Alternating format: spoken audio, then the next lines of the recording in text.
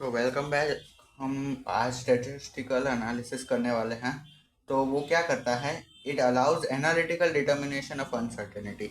मतलब हमें अगर पता है कि अनसर्टेनिटी का अगर ग्राफ है वो स्ट्रेट लाइन ही है, तो हमें इन पॉइंट्स पे अगर पता है कि ये स्ट्रेट लाइन है तो आगे के पॉइंट्स पे भी हमें हम उसकी वैल्यू प्रिडिक्ट कर सकते हैं, राइट। कि ये हो सकती है, राइट। तो स्टैटिस्टिक एनालिसिस हमें ये मदद करता है, ठीक है। फिर इसके लिए हमें large number of measurements required होता है, तभी हम ग्राफ अच्छे से प्लॉट कर सकते हैं। अगर दो ही पॉइंट दिए होंगे तो मान लो ऐसा भी हो सकता है, ऐसा भी हो सकता है, ऐसा भी हो सकता है। लेकिन मान लो अगर 5 पॉइंट दिए कि ये, तो हमें पता चलेगा कि ऐसे कर्व बन रहा है, राइट। फिर सिस्टमेटिक एरर्स इसमें रैंडम एरर से कम होनी चाहिए। क्यों?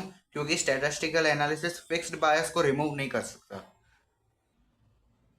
अब हम अरिथमेटिक मीन के बारे में बात करते हैं, which is an important term in statistical analysis.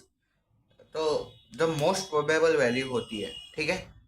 वो क्या होगी? अरिथमेटिक मीन ऑफ रीडिंग्स होगी। अरिथमेटिक मीन मतलब बेसिकली एवरेज होता है। एंड हमें इससे पता चलता है कि इसकी प्रोबेबिलिटी ज़्यादा है किसी एक चीज़ की, ठीक है। और जितनी ज़्यादा रीडिंग्स होगी उतना ही अच्छा अप्रोक्सीमेशन निकलेगा। एंड अगर हमारे पास n नंबर ऑफ रीडिंग्स है और हर एक रीडिंग की जो वैल्यू है वो एक्स एन है, which is the value of nth reading, तो अरिथमेटिक मीन x बार होगा x1 plus x2 plus till xn upon n, ठीक है। इसको हम ऐसे भी लिख सकते हैं, sigma n is equals to 1 to n xn upon n, ठीक है।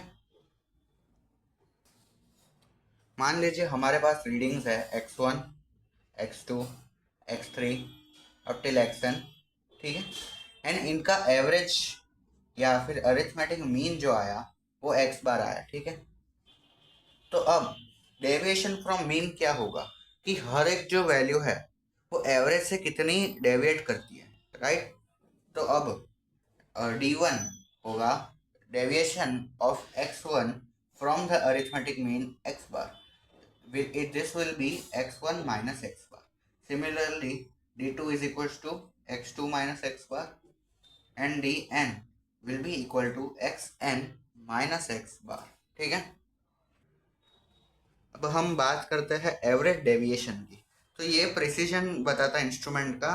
एंड जैसे ही डेविएशन हमने पढ़ा था वैसे ही एवरेज डेविएशन काम करता है, ठीक है। तो वो इनका एवरेज होगा। और इसमें साइन मैटर नहीं करती है, इसलिए हम मॉड्यूलस लेते हैं हर एक रीडिंग का। हमें ये नहीं जानना है कि किस साइड डेविएट हुआ है, हमें ये जानना है कि कितना डेविएट हुआ है, ठीक है। तो modulus of d1 plus modulus of d2 plus modulus of d3 till dn upon n, वो अपने पास आएगा एवरेज डेविएशन, ठीक है। इसको हम ऐसे भी लिख सकते हैं जहाँ पे ये जो वैल्यू होगी वो एब्सोल्यूट वैल्यू ऑफ डेविएशन होगी, ठीक है।